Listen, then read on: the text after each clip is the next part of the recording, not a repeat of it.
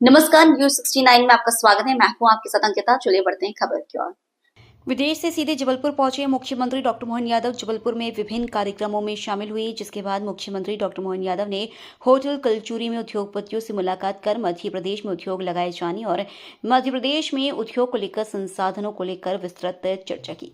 इस दौरान सीएम मोहन यादव ने कहा कि वह दाऊद में हमारे मंत्रालय के अधिकारियों सबसे बड़े वर्ल्ड इकोनॉमिक फोरम में अपनी बात रखी, जिसका अच्छा रिस्पॉन्स भी मिला।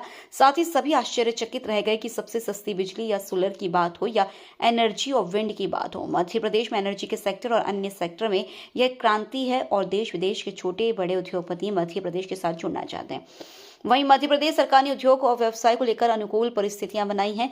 वहीं मध्य प्रदेश सबसे युवा प्रदेश है, जहां बेरोजगारी भी कम है और मध्य प्रदेश सरकार युवाओं को रोजगार दिलाने के लिए, गरीबों का भला करने के लिए लगातार मध्य प्रदेश सरकार आगे बढ़ रही है।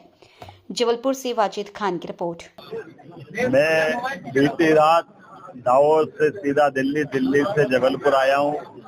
यहाँ हमारे माननीय पूर्व अध्यक्ष और भारत सरकार के यशस्वी स्वास्थ्य एवं रसायन मंत्री श्रीमान जगत प्रसाद नड्डा जी यहाँ जबलपुर प्रवास पे आए हुए। कई सारे कार्यक्रमों में मैं शामिल हुआ। हमारे माननीय मंत्री पीडब्ल्यूडी श्रीमान राकेश सिंह जी, हमारे सांसद, विधायक, महापौर, हम सब उन कार्यक्रमों में शामिल हुए।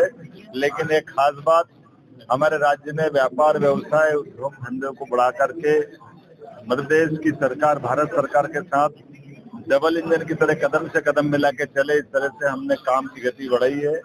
दावोस के अंदर बीते 4 दिन तक हमारे सभी प्रकार के मंत्रियों के जो अलग अलग मंत्रालय हैं, उनके सुयोग्य अधिकारियों ने अपने विश्व के सबसे बड़े वर्ल्ड इकोनॉमिक फोरम पर बहुत अच्छे से बात रखी और उसका रिस्पांस भी आया।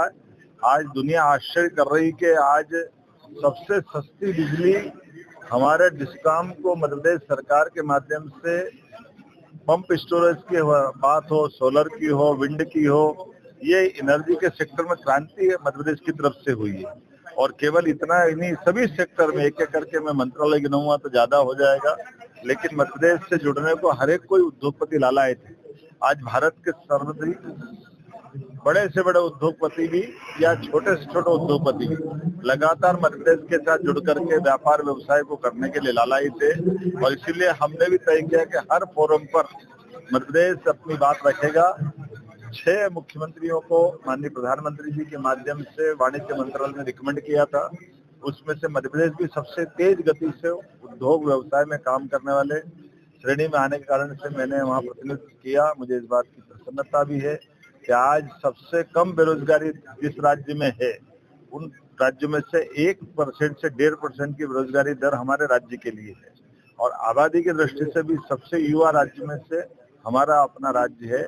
मैं उम्मीद करता हूँ उपलब्ध संसाधनों के बलबूते पर जब बिजली हमारे पास सरप्लस है, लैंड बैंक पर्याप्त है, पानी के साथ बाकी अनुकूलता भी है, लेबर से स्किल लेबर तक, और यहाँ तमाम प्रकार के भारत सरकार के सभी कानूनों को हमने संशोधित रूप करते हुए व्यापार व्यवसाय को बढ़ाने के लिए वो अनुकूलता बनाई, चाहे लेबर लॉ हो या बाकी चीजें हो।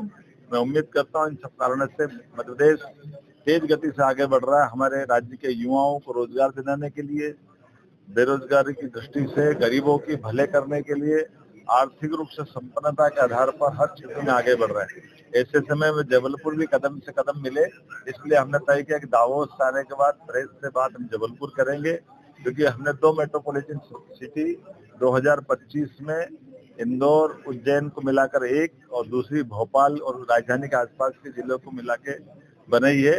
अब तीसरी मेट्रोपॉलिटन जबलपुर बनेगी। इस दृष्टि से जबलपुर की अपनी महत्ता है।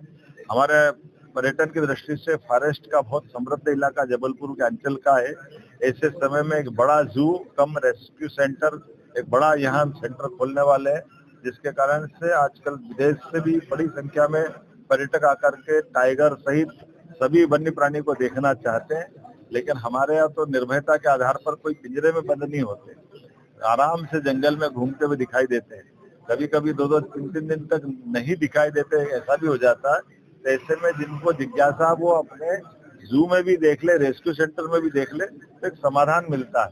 इसलिए प्रत्येक पर्यटन केंद्र पर हमने ये शुरुआत की है। इस पहली लिस्ट में जबलपुर और जबलपुर के साथ उज्जैन भी जुड़ेगा। हम कोशिश करेंगे प्रत्येक टाइगर रिजर्व पार्क के पास ये जू और रेस्क्यू सेंटर हम खोलते जाएंगे। ऐसे एक नहीं बहुत सारे प्रकार से काम करेंगे। ये तो किसान कल्याण वर्ष, ऐसे में किसान कल्याण वर्ष के आधार पर एग्रीकल्चर का बहुत अच्छा क्षेत्र जबलपुर और उसके आसपास का है। हम प्रदेश भर में ऐसी सारी चीजों को खड़ी कर रहे हैं ताकि किसानों को सही दाम मिले, उनके उपज का सही प्रकार से मूल्यांकन के साथ सहेजना भी हो जाए। ऐसे में बहुत सारे प्रकार से महाकौशल की संभावना है और मुझे आनंद है इस बात का कि हम लगातार ठोस कदम के आधार पर इस दिशा में आगे बढ़ रहे हैं। फिलहाल इस खबर में इतना ही। आप बने रहिए News 69 के साथ। नमस्कार।